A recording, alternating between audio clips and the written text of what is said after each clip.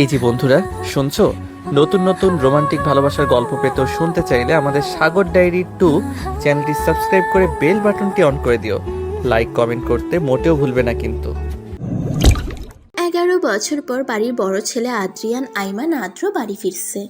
আজকে পুরো বাড়ি ফুল দিয়ে সাজানো হয়েছে। তানিশা আইমান পুরো বাড়ি তদারকি করছেন যেন কোথায়ও কিছুর খামতি না থাকে। তার একমাত্র ছেলে এত বছর পর দেশে ফিরছে। আদিয়াত আইমান একটু চিন্তিত, কারণ তার সঙ্গে রাগ করিয়ে আদ্র এত বছরেও বাড়িতে আসেনি। পড়ালেখা শেষ হওয়ার পরেও ইংল্যান্ড থেকে সেখানেই বিজনেস শুরু করেছে। সেখানে টপ 10 জনের মধ্যে একজন আদ্রিয়ান আইমান আদ্র। এয়ারপোর্টে 4টা গাড়ি এসে থামলো। গাড়ি থেকে কালো পোশাক পরা 10 জন লোক বের হলো, তাদের হাত দিয়ে ফুলের তোড়া। 12টা 15 এয়ারপোর্ট থেকে বের হয়ে আসে 6 ফুট উচ্চতার লম্বা বলিষ্ঠ দেহের যুবক। গায়ে তার কালো কোট, ফর্সা গায়ে কালো কোট দারুণ লাগছে। কালো পোশাক পরা লোকগুলো সামনে এগিয়ে ফুল দিয়ে শুভেচ্ছা জানায়। আপনারা গাড়ি নিয়ে বাড়িতে ফিরে যান, আমি পরে আসব। একজন লোক বলল। কিন্তু স্যার, কোনো কিন্তু নয়, আপনারা ফিরে যান। সবাই আদ্র রাগ সম্পর্কে জানে, তাই আর কথা বাড়ালো না, চলে গেল। আদ্র একটা বাইক নিয়ে বের হলো। মেঘ, এই মেঘ, কোথায় তুই? জানিস তো আজকে আদ্র ভাইয়া বাড়ি ফিরছে, সবাইকে ফুপিদের বাড়িতে যেতে হবে। না আপু, আমি যাব না, তোমরা যাও। কেন যাবি না? দেখ মেঘ, ফুপি রাগ করবে, আর তুই এত বছরও ওই বাড়িতেই একবারও যাসনি। আজকে যদি না যাস তাহলে ফুপি কষ্ট পাবে। প্লিজ চল না, তুই যদি না যাস তাহলে আমি যাব না। প্লিজ চল না। এবার নীরবতা ভেঙে উঠে দাঁড়ালো মেঘ। কিরে, এত কি ভাবছিস তুই? হঠাৎ অনুর কথায় ধ্যান ফিরল মেঘের। তপ্ত নিঃশ্বাস ফেলে বলল, আচ্ছা তুই যা, আমি আসছি। তাড়াতাড়ি আসবি কিন্তু। বলে চলে গেল অনু। এদিকে মেঘ তো বলে দিল সে যাবে, কিন্তু তার মন থেকে ভয় কেন কাটছে না। আদ্র ভাইয়া নিশ্চয়ই এত বছরে তাকে ভুলে গেছে, ওই দিনের কথা হয়তো ভুলে গেছে। এত বছর পর নিশ্চয়ই মনে রাখবে না, সেটা ভেবে মেঘ রেডি হতে চলল। আজ মেঘ একটা কালো 3 পিস পরেছে, সাথে হালকা লিপস্টিক আর ছুরি, কানে ঝুমকো, এতেই তাকে অপ্সরীর মতো লাগছে। চারদিকে আলো ঝলমল করছে, বাড়িটা খুব সুন্দর করে সাজানো হয়েছে। সবাই আদ্রর জন্য অপেক্ষা করছে। হঠাৎ আলো নিভে গেল। ভয়ে মেঘ কিছুটা ভরকে গেল। সে সবসময় অন্ধকারে ভয় পায়। একটু পর লাইট জ্বলে উঠল। আদ্র দরজার কাছে দাঁড়িয়ে আছে। তানিশা বেগম এত বছর পর তার ছেলেকে দেখে কান্না করে দিলেন। আদিয়া তাইমান দূরে দাঁড়িয়ে আছে, তিনি তার ছেলের সামনে যেতে ইতস্তত বোধ করছেন। কাজের লোকেরা ফুল দিয়ে আদ্রকে বরণ করে নিচ্ছে। চারিদিকে মেহমানরা সবাই তাকিয়ে আছে আদ্রর দিকে, আর মেয়েরা তো মনে হচ্ছে যেন চোখ দিয়ে গিলে খাচ্ছে। মেঘ কিছুটা দূরে দাঁড়িয়ে ছিল। সামনে থাকা 6 ফুট উচ্চতার বলিষ্ঠ দেহের মানুষটাকে চিনতে অসুবিধা হচ্ছে। আগে থেকে আরো ফর্সা, ঠোঁট গোলাপি, চুলগুলো জেল দিয়ে সেট করা, হাতে ব্র্যান্ডেড ঘড়ি, দেখতে অসম্ভব সুন্দর। মেঘ না চাইতেও তার দিকে অপলক দৃষ্টিতে তাকিয়ে আছে। ওদিকে তানিশা আইমানের কান্না যেন থামছে না। ও মম, আর কত কাঁদবে? আমার ভালো লাগছে না, ছাড়ো প্লিজ, আমি ক্লান্ত। যা উপরে গিয়ে ফ্রেশ হয়ে আয়। আদ্র উপরে যেতে নিয়ে থমকে যায়, দূরে দাঁড়িয়ে থাকা মেয়েটির দিকে এক পলক তাকিয়ে সিঁড়ি দিয়ে হনহন করে চলে যায়। এদিকে সব মেহমানদের আপ্যায়ন করতে ব্যস্ত আদিয়া তাইমান। মেঘ আর অনু বসে আছে। তানিশা আইমান মেহমানদের নিয়ে এত ব্যস্ত ছিলেন যে মেঘ এসেছে খেয়াল করেননি। মেঘকে দেখে তানিশা এগিয়ে আসলে ফুপিকে দেখে মেঘ অনু দাঁড়িয়ে গেল।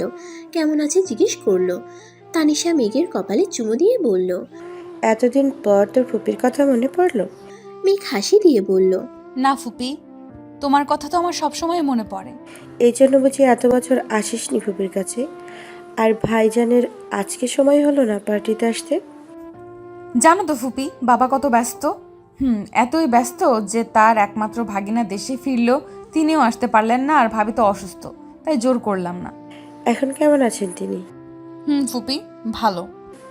অনু, মেঘ, তোরা বস, আমি তোদের খাবারটা নিয়ে আসি। না ফুপি, পরে খাবো। আচ্ছা শোন, আজকে কিন্তু তোদের ছাড়ছি না, তোরা আজকে এখানে থাকবি, আমি ভাইজানকে বলে রেখেছি। না ফুপি, আমরা চলে যাব। না মেঘ, এতদিন পর এসেছিস, আজকে ছাড়বো না তোদের। এদিকে মেঘ কিছুটা চিন্তিত, কি বলবে তার ফুপিকে। ফ্রেশ হয়ে নিচে নামছে। আদ্রকে সবার সাথে পরিচয় করিয়ে দিচ্ছে আদিয়া তাইমান। মেঘের পায়ে অনু পানি ফেলে দিয়েছে, তাই ওয়াশরুমে যাচ্ছে মেঘ, কিন্তু পা পিছলে পড়ে যেতে নিল। আদ্র এসে ধরে নিল। বলিষ্ঠ দেহের মানুষটা তার দিকে অপলক দৃষ্টিতে তাকিয়ে আছে। মেঘও তার দিকে তাকিয়ে আছে অপলক দৃষ্টিতে। হঠাৎ কিছু একটা পড়ার শব্দ পেয়ে হুঁশ আসলো আদ্রের। আচমকা মেঘকে ছেড়ে দিল। মেঘ নিচে পড়ে গিয়ে কিছুটা ব্যথা পেল। তানিশা আইমান এগিয়ে এসে মেঘকে ধরে উঠালেন। ও মেঘ, সাবধানে হাঁটবি। তা দেখেছিস কিভাবে পড়ে গেলি? আর আদ্র, তুই ওকে ধরে আবার ফেলে কেন দিলি? মম, এই মেয়েটাকে ও তো ছোট, মামার মেয়ে মেঘ, ভুলে গেছিস? ছোটবেলায় তোরা একসাথে কত ঝগড়া করতি। মম প্লিজ, তখন কার সাথে কি করেছি কিছু মনে নেই আমার। আর এই মেয়ে, তুমি কি ঠিক মতো হাঁটতে পারো না? মেঘ রাগে গজগজ করছে। তাকে ধরতেই বা বলল কে, ছাড়তেই বা বলল কে? ছেড়েই যদি দিবে তাহলে ধরতে কেন গেল? নিচে পড়ে তার কোমর শেষ। বাদর হনুমান মনে মনে বিড়বিড় করে বলছে মেঘ। এই মেয়ে, কি বলছি শুনছো না? হঠাৎ আদ্রর কথাই হুঁশ ফিরে মেঘের। মনে মনে আর কয়েকটা বকা দেয় মেঘ। সেদিন আদ্রদের বাড়ি থেকে অনু আর মেঘ চলে আসে। ফুপি কিছুতেই রাজি হচ্ছিল না। পরে মেঘ তাকে মায়ের অসুস্থতার কথা বুঝিয়ে চলে আসে। ভোরবেলা থেকে বৃষ্টি শুরু হলো। সকালের ঘুম আর ভাঙছিল না মেঘের। এদিকে মা ডাকাডাকি করছে।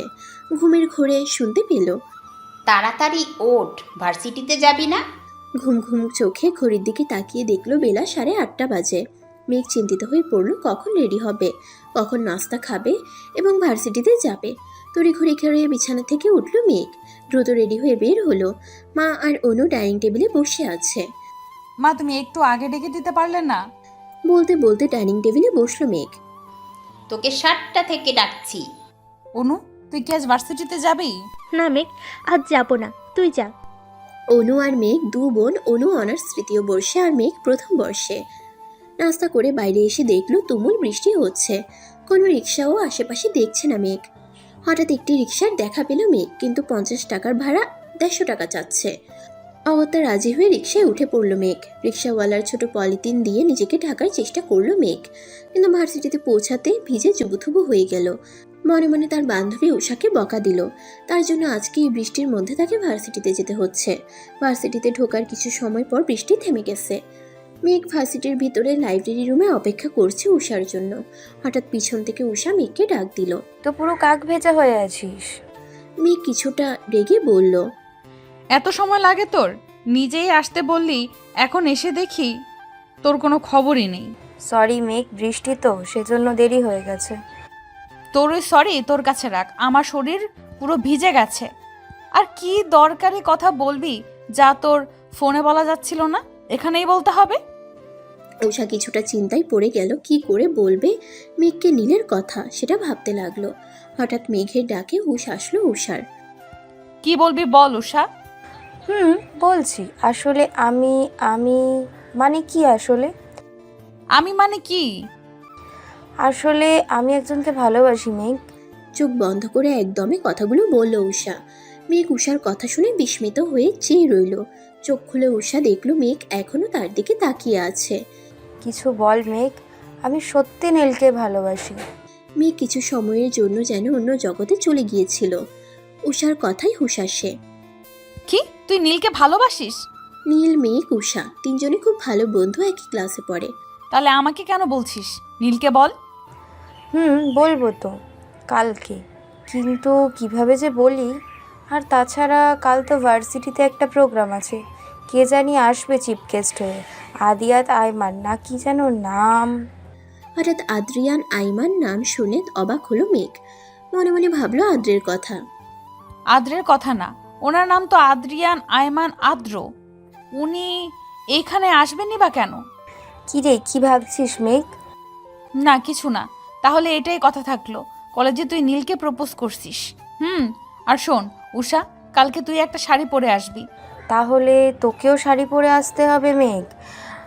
যেহেতু কাল অনুষ্ঠানে সবাই শাড়ি পরে আসবে, তাই তোকেও পরে আসতে হবে। আচ্ছা, তাহলে কালকে দেখা হচ্ছে। এদিকে আদ্র কার সাথে যেন কথা বলছে। হ্যাঁ মিস্টার আদি, আমি ঠিক সময় পৌঁছে যাব, চিন্তা করবেন না। তাহলে আমি এখন রাখি। ফোনটা রেখে দিয়ে একটা ডেভিল হাসলো আদ্র, মনে মনে বলল, তৈরি থেকো জান, কাল থেকে তোমার শাস্তি শুরু। আমি যতটা কষ্ট পেয়েছি এই 11 বছর তার থেকে বেশি কষ্ট তুমি পাবে জান, রেডি থেকো। সকালবেলা মায়ের চিৎকারে ঘুম থেকে জেগে উঠল মেঘ। মনে হচ্ছে বাইরে কিছু হয়েছে, তাই তড়িঘড়ি করে বিছানা থেকে উঠল মেঘ।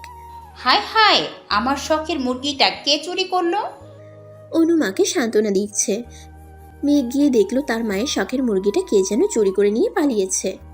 ও মা, কি শুরু করলে সকালবেলা? একটা মুরগির জন্য কেউ এইভাবে চিৎকার করে? মেঘ, মারোটা শখের মুরগি ছিল। জানি, এখন চিৎকার করে কান্নাকাটি করলে কি চোর সেটা বাড়িতে এসে দিয়ে যাবে নাকি? হয়েছে, তোর না আজকে ভার্সিটিতে প্রোগ্রাম আছে, হুম। তাড়াতাড়ি রেডি হয়ে নে। উষা কল করেছিল। আজকে একটা নীল শাড়ি পরছে মেঘ, হাতে নীল চুড়ি, কানে ঝুমকো, কপালে টিপ আর হালকা লিপস্টিক, কাজল। এতটুকুতে মেঘকে অপরূপ সুন্দর লাগছিল। চুলগুলো খোলা হাওয়ায় উড়ছিল। অনু মেঘের ফোন দিতে এসে আয়নায় মেঘের প্রতিবিম্ব দেখে বলল, বাহ মেঘ, তোকে তো আজ পরীর মতো লাগছে। মেঘ পিছনে ঘুরে তাকালো, বলল। তাই বুঝি? অনু মেঘের কাছে এসে কপালে চুমু দিয়ে বলল, অনেক সুন্দর লাগছে। ভার্সিটির সামনে দাঁড়িয়ে আছে উষা।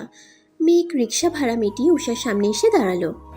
কি রে মেঘ, আজকে তো তোকে হুড়পড়ির মতো লাগছে। আমি যদি ছেলে হতাম তাহলে তোকে উঠিয়ে নিয়ে চলে যেতাম। উষা থাম, আর তোকেও তো আজ কম সুন্দর লাগছে না। নীল তোকে দেখলেই পাগল হয়ে যাবে। সত্যি বলছিস? সত্যি। এবার চল। কথা বলতে বলতে ভার্সিটিতে ঢুকলো মেঘ উষা। চারিদিকে বেলুন আর ফুল দিয়ে সাজানো হয়েছে। স্টেজের দিকে চোখ পড়ল মেঘের, যেখানে একটা নাম ঝলঝল করছে। নামটার দিকে এক পলক তাকিয়ে তপ্ত নিঃশ্বাস ফেললো মেঘ। মেঘ দেখ, মেয়েরা আজকে এত সেজেগুজে বসে আছে, মনে হচ্ছে কারোর জন্য অপেক্ষা করছে। দেখে মনে হচ্ছে কারো আসার অপেক্ষা করছে। কালো পাঞ্জাবি পরে নীল আসছে মেঘেদের কাছে। উষা তার দিকে অপলক দৃষ্টিতে তাকিয়ে আছে।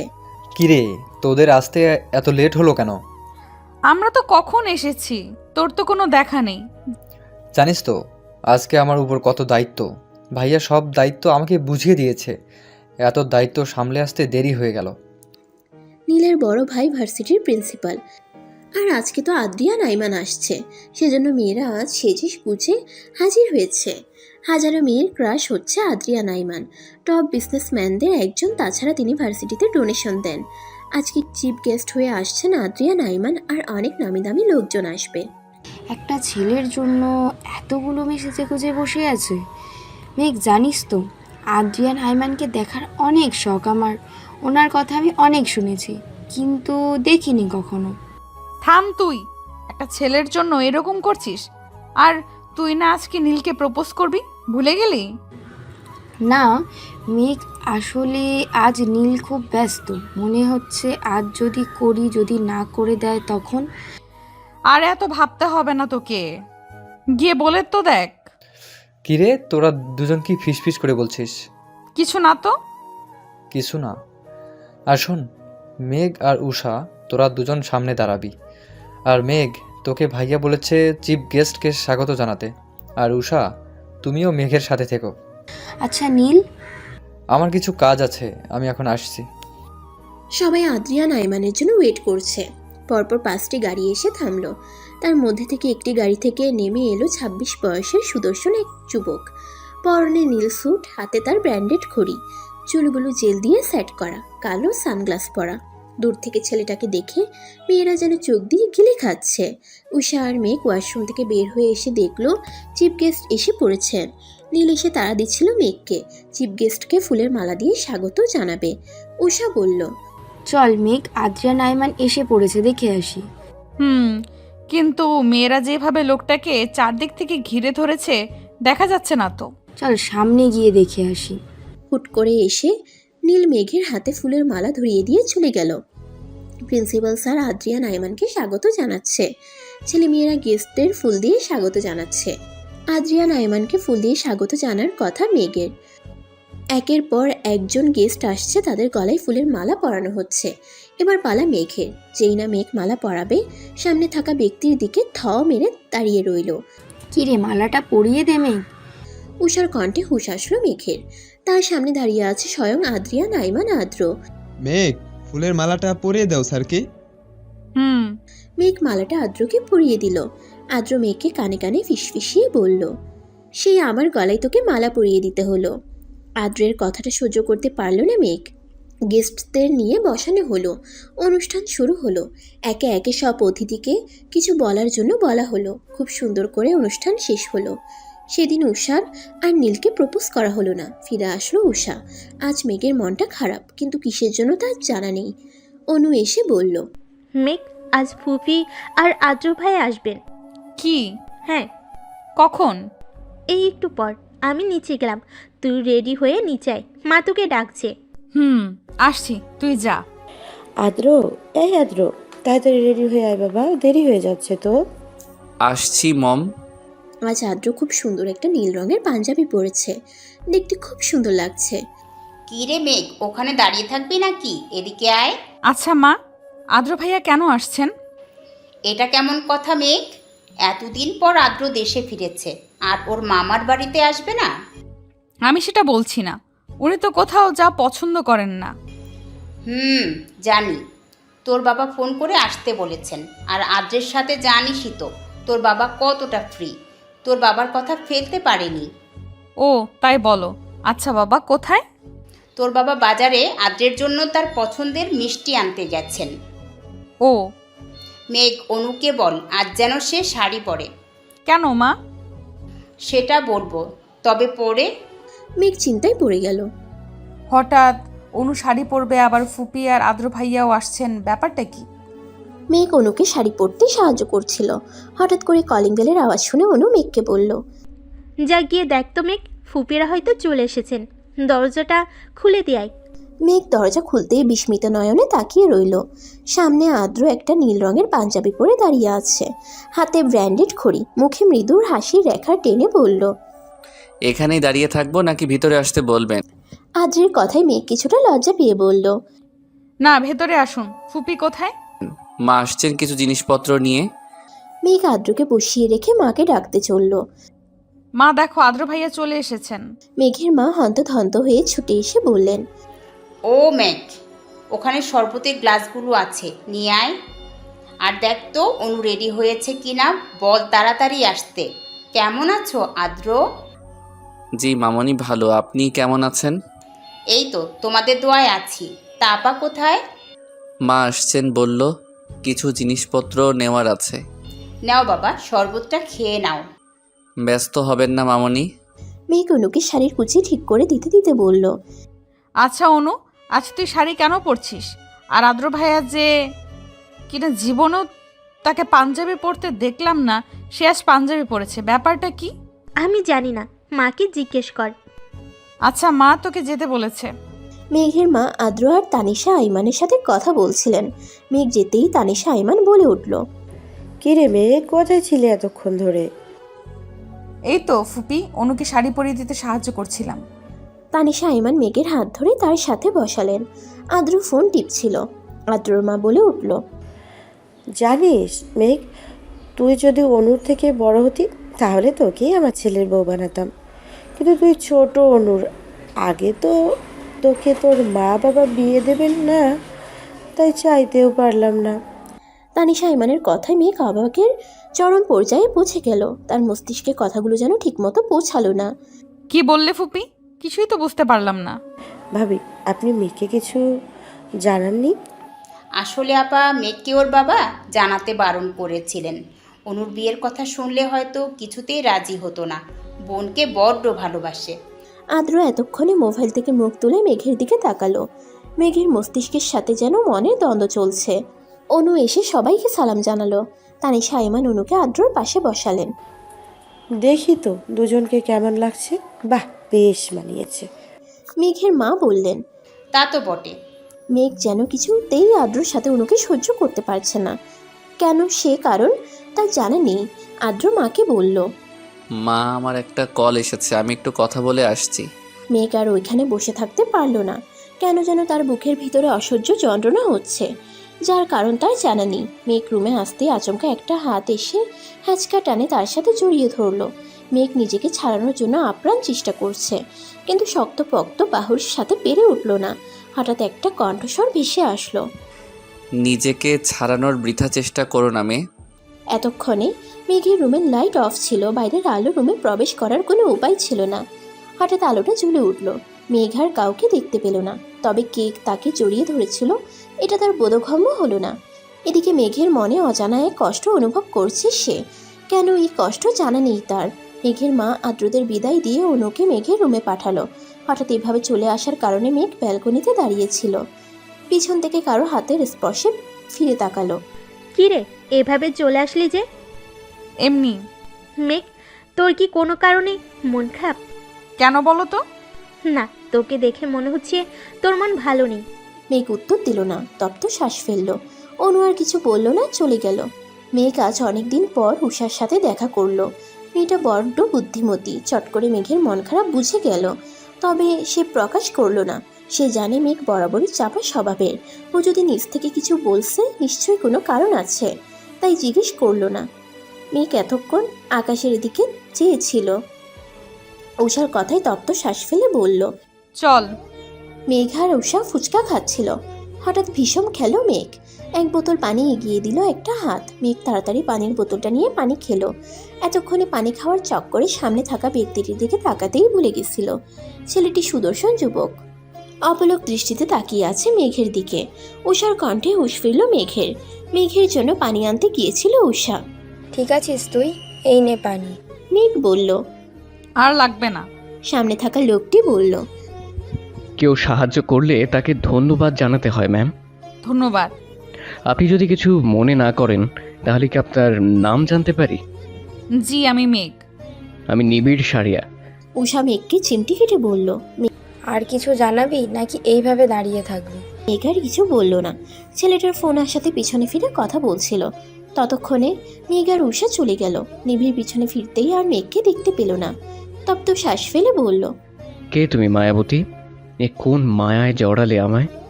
অন্যদিকে আদ্র ফোনে কার সাথে যেন কথা বলছিল। ওদিকের কাজ সব ঠিকঠাক? লোকটি উত্তর দিল। জি স্যার। কলটা কেটে আদ্র বলে উঠল, আর কিছু সময়ের অপেক্ষা করো যান, আমি সব কিছু ঠিক করে দিব। আজ অনেকদিন পর মেঘ ভার্সিটি গেল। উষা মেঘের জন্য অপেক্ষা করছিল। মেঘকে দেখতে পেয়ে এগিয়ে আসলো। কি রে মেঘ, কেমন আছিস? এই তো ভালো, চল ক্লাসে যাই। মেঘ আর উষা পা বাড়াতেই একটা ছেলে মেঘ বলে ডেকে উঠল। পিছনে তাকাতেই দেখতে পেল একটা সুদর্শন যুবক তার দিকে এগিয়ে আসছে। কাছে আসতেই মেঘ বলল, আপনি এখানে কি করছেন? তাহলে তুমি আমাকে চিনতে পেরেছো? আমি ইউনিভার্সিটিতেই পড়ি, আর তোমার সাথে তোমাকে দেখতে পেলাম তাই আসলাম। ও, কিন্তু আগে তো আপনাকে কোনোদিন ভার্সিটিতে দেখিনি। আসলে আমি ততটা ভার্সিটিতে আসি না। আচ্ছা চল, ক্লাস শুরু হয়ে যাবে। মেঘ পা বাড়াতেই নিবিড় আবার বলে উঠল। মেঘ, আমরা কি বন্ধু হতে পারি? মেঘ কিছুটা ইতস্তত বোধ করছিল। উষা বলল, আচ্ছা। ঠিক আছে, কোনো সমস্যা নেই। আজকে থেকে আমরা ফ্রেন্ড হলাম। চলো ক্লাসে যাই। ক্লাসে মেঘ আর উষা একই সাথে বসলো। পিছনে নিবিড় বসলো। ক্লাসে স্যার আসতেই সবাই দাঁড়িয়ে উঠল। মেঘ যেন বিস্মিত নয়নে তাকিয়ে রইল। Sit down please. সবাই বসে পড়লেও মেঘ এখনো দাঁড়িয়ে আছে। উষা মেঘের হাতে চিমটি কেটে বলল, কি রে মেঘ, দাঁড়িয়ে আছিস কেন? মেঘ তো পুরো অবাক, কারণ তার সামনে আর কেউ না, দ্য গ্রেট আদিয়াত আইমান আদ্র দাঁড়িয়ে আছে। আদ্র মেঘকে ধমক দিয়ে বসতে বলল। মেঘ উষাকে জিজ্ঞেস করলো, উনি এখানে? উষা বলল, উনি তো আমাদের নতুন টিচার হিসেবে জয়েন করেছে, জানিস তো, খুব রাগী। আর তুই কি ওনাকে চিনিস নাকি? হ্যাঁ, উনি আমার কাজিন হয়। তবে আর কাউকে বলবি না, আদ্র ভাইয়া ব্যক্তিগত লাইফ আলাদা রাখতে পছন্দ করেন। তো স্টুডেন্টস, তোমাদের গতকাল যে পড়া দিয়েছি সেগুলো কি কমপ্লিট হয়েছে? আর যে না পারো তারা ক্লাসের বাইরে গিয়ে দাঁড়াও। মেঘ প্রায় অনেকদিন ভার্সিটিতে আসে না, তাই পড়াশোনাও ঠিকমতো করা হয় না। তাই সে ক্লাসের বাইরে দাঁড়িয়ে রইল। আদ্র মেঘের দিকে একবার তাকিয়ে আবার সবাইকে জিজ্ঞেস করলো, তো বাকি সবার পড়া কমপ্লিট? হঠাৎ নিবিড় বলে উঠল। স্যার, আমার পড়া হয়নি। তাই সে ক্লাসের বাইরে এসে মেঘের সাথে দাঁড়ালো। মেঘকে অন্য ছেলের পাশে দেখে আদ্রর বুকের ভেতরটা হঠাৎ কেঁপে উঠল। নিবিড় মেঘকে বলল, আচ্ছা মেঘ, তুমি কি স্যারকে পছন্দ করো? হঠাৎ নিভিরের কথায় বিস্মিত নয়নে তাকালো। আসলে ওই সময় তুমি যেইভাবে তাকিয়েছিলে। না তেমনটা নয় স্যার, আমার কাজিন হয়। ও আচ্ছা, তাই বলো। আদ্র স্যার তোমার ভাই হয়, আগে বলবে না? আমি জানতাম না উনি এখানে জয়েন করেছে। ও তাই বলো। আদ্র ওদের কথা বলতে দেখে বলল, তোমাদের কি আমি কথা বলার জন্য বাইরে দাঁড় করিয়ে রেখেছি?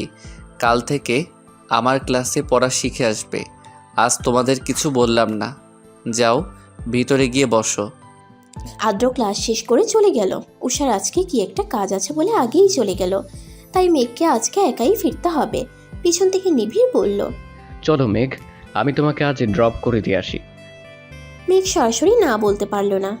নিবিড় আপনি চলে যান, আমি যেতে পারবো। আরে চলো না প্লিজ। মেঘ আর কিছু বলল না।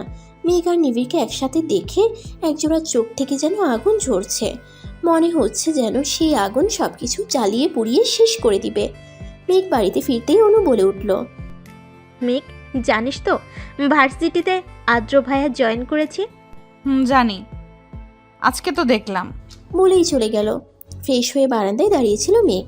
পিছন থেকে অনু বলে উঠল, মেঘ, তোর কি মন খারাপ? না তো। তাহলে এইখানে দাঁড়িয়ে আছিস কেন? ভালো লাগছে না। মেঘ, মা বলেছে আদ্র ভাইয়া যেহেতু তোর ভার্সিটিতে জয়েন করেছে, তোর তো সামনে পরীক্ষা, তাই কিছুদিনের জন্য তোকে পড়াতে বলেছে। উনি কি রাজি হয়েছেন? বলেছে কাল থেকে আসবে। মেঘ অনেকদিন আগের কথা ভাবতে লাগলো। মেঘের যখন 10 বছর তখন আদ্র তাকে পড়াতো। মেঘ সবসময় আদ্রকে বলতো, আদ্র ভাইয়া বড় হয়ে আপনাকে বিয়ে করব, খুব ভালোবাসবো আপনাকে, আমায় বিয়ে করবেন তো? তখন আদ্র ধমক দিয়ে বলতো, মেঘ, তুমি এখনো ছোট, আর এসব কথা যেন তোমার থেকে না শুনি। এসব বললে আমি আর তোমাকে পড়াবো না। পরের দিন থেকে মেঘকে আর পড়াতে আসলো না আদ্র। মেঘের খুব কষ্ট হয়েছিল আদ্র তাকে পড়াতে না আসায়। পরে মাকে জিজ্ঞেস করতেই বলল, ছেলেটা কোথাও যেতে পারে না, বন্ধু বান্ধবদের সময় দিতে পারে না, তাই আর পড়াতে আসবে না। তবে মেঘের ছোট্ট মনটি বুঝতে পেরেছিল আদ্র কেন তাকে পড়াতে আসবে না। মেঘের ভাবনার মধ্যেই হঠাৎ ফোন বেজে উঠল। ফোনটা হাতে নিয়ে দেখলো নিভির কল করেছে। কিছু কিছু মুখের আদল বুকের মধ্যে দাগ কেটে যায়। বুকটা ধরফরিয়ে উঠে প্রচণ্ড রকমের। এই যে মেঘের মনটা আজ ভালো না খারাপ সে বুঝতে পারছে না। আদ্র আজ থেকে মেঘকে পড়াতে আসবে, এটা শুনে যেমন তার ভালো লাগছে তেমনি খারাপও লাগছে। কারণ মানুষটা অন্য কারো জন্য বরাদ্দ। কথাটা ভাবলেই হাহাকার করে ওঠে। প্রচণ্ড রকমের খারাপ লাগা বয়ে যায়। মনে হয় তার শ্বাস প্রশ্বাস নিতে কষ্ট হয়। আচ্ছা, মানুষটা তার হয়ে থাকলে খুব বেশি কি ক্ষতি হয়ে যেত? ফের যখন বাস্তবতায় ফিরে আসে তখন মনে হয়, না, উনি কখনোই আমার হতে পারে না। মানুষটা যে তার কখনোই ছিল না। মেঘের সামনে অনেকগুলো বই রাখা, কিন্তু বইয়ের দিকে তার কোনো মনোযোগ নেই। তার মন মস্তিষ্ক যেন দ্বিধায় পড়েছে। এই যে তার সামনে জলজ্যান্ত একটা মানুষ দাঁড়িয়ে আছে সেদিকে তার খেয়াল নেই। আদ্র মেঘকে কয়েকবার ডাকলো, কিন্তু কোনো উত্তর পেল না। আদ্র খ্যাক খ্যাক করে কিছুটা কেসে উঠল। মেঘ বিস্মিত নয়নে তাকিয়ে রইল। আপনার কি তাকিয়ে থাকা শেষ হয়েছে মেঘ? মেঘ কিছুটা অপ্রস্তুত হয়ে বলল, আদ্র ভাইয়া আপনি কখন এসেছেন? আমি ঠিক খেয়াল করিনি। আমি অনেকক্ষণ আগে এসেছি। আর আপনি তো মনে হয় না দুনিয়ার কোনো খেয়ালে ছিলেন। কি এত ভাবছেন আপনি?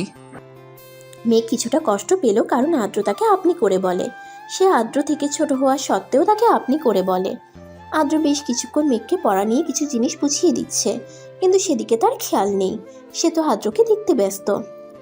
এই যে সে তার মনকে বুঝাচ্ছে ওইদিকে তাকানো যাবে না, কিন্তু বেহায়া মনটা যেন কোনো বারণ শুনে না। আদ্র এবার মেঘকে ধমক দিয়ে বলল, আপনি কি আমার কথা শুনছেন মেঘ? মেঘ কিছুটা বিস্মিত নয়নে তাকিয়ে রইল। আসলে আমি বুঝতে পেরেছি আদ্র ভাই। তারপর 2 ঘন্টা কেটে গেল। আদ্র মেঘকে পড়া বুঝিয়ে চলে গেল। অনেকক্ষণ ধরে পড়ার ফলে মেঘের মাথাটা প্রচণ্ড রকমের ব্যথা করছিল। মেঘ ওয়াশরুমে ঢুকে ফ্রেশ হয়ে বারান্দায় 1 কাপ কফি নিয়ে দাঁড়িয়েছিল। তার মনটা যেন বিষণ্ণতায় ছেয়ে গেছে। এক অদ্ভুত মায়ায় জড়িয়ে আছে তাকে। আচ্ছা, নিজেকে নিজের চেনা দায়। পথে পথে ঘুরে একা, হতাশা হতাশা, মেরুদণ্ডের বক্রতা। কি খুঁজি, কারে খুঁজি? হেরে যাই, হারিয়ে যাই, ভুলে যাই। নিজেকে নিজের চেনা দায়। তপ্ত শ্বাস ফেলল মেঘ। নিজেকে নিজের সাথে লড়াই করতে হচ্ছে প্রতিনিয়ত। এই আমিটার সাথে যুদ্ধ করতে করতে ক্লান্ত তার শরীর। এদিকে আদ্র একটা লোককে ফোন করলো। কয়েকবার রিং হতেই লোকটা ফোনটা রিসিভ করে বলল, স্যার, কাজটা শেষ হতে আরও কিছু সময় লাগবে। আদ্রর মুখটা রাগে গজগজ করছে। আর কত সময় লাগবে? ফোনটা কেটে দিয়ে ফোনটা মেঝেতে ছুঁড়ে ফেললো। সাথে সাথে ঝনঝন শব্দ হয়ে ভেঙে গেল। তার মনটা বিষণ্ণ, চারপাশে হাহাকার। প্রিয়তমাকে কাছে পেয়েও কষ্ট দিতে হচ্ছে তাকে। নিজ হাতে প্রিয়তমাকে কষ্ট দেওয়ার চেয়ে মৃত্যু শ্রেয় মনে হচ্ছে তার কাছে। কেটে গেছে 2 মাস। এই 2 মাসে আদ্র মেঘকে প্রতিদিন পড়াতে আসতো। প্রায় বেশ কদিন ধরে আদ্র আর মেঘকে পড়াতে আসে না। মেঘের মনটা এজন্য খারাপ হয়। নিবিড়ের সাথে এই 2 মাসের বন্ধুত্বটাও গাঢ় হলো। নিবিড় বুঝতে পারে মেয়েটা আদ্রকে ভালোবাসে, কিন্তু প্রকাশ করে না। নিবিড় একটা রেস্তোরাঁয় বসে মেঘের জন্য অপেক্ষা করছে। মেয়েটার জন্য বড্ড মায়া হয় তার। ও যদি পারতো তাহলে ওর জীবনের সব কষ্ট দূর করে দিত। চেষ্টা করেও বারবার ব্যর্থ হয় মায়াবতীর কষ্ট লাঘব করতে। নিবিড় কফিতে চুমুক দিতেই মেঘ তড়িঘড়ি করে রেস্তোরাঁর ভিতরে ঢুকলো। নিবিড় ইশারা দিতেই পাশে এসে বসলো। আজ নিবিড় অনেকটা সাহস নিয়েই জিজ্ঞেস করলো, মেঘ, তুমি কি আদ্র স্যারকে ভালোবাসো? নিবিড়ের এমন প্রশ্নে মেঘ অবাক হলো না। ছেলেটা হয়তো এতদিনে বুঝে গেছে, তাই আর কথা ঘুরালো না, সরাসরি জবাব দিল, হ্যাঁ, ভালোবাসা আদ্র ভাইকে আমি ছোটবেলা থেকেই ভালোবাসি। ছোট থেকেই ওনার জন্য আমার একটা অনুভূতির সৃষ্টি হয়েছিল, কিন্তু আমি এই অনুভূতি বুঝতে পারিনি। বুঝতে পারি তখন যখন উনি আমার থেকে দূরে চলে যান। জানো তো, প্রিয় মানুষের শূন্যতা বড় কাদায়।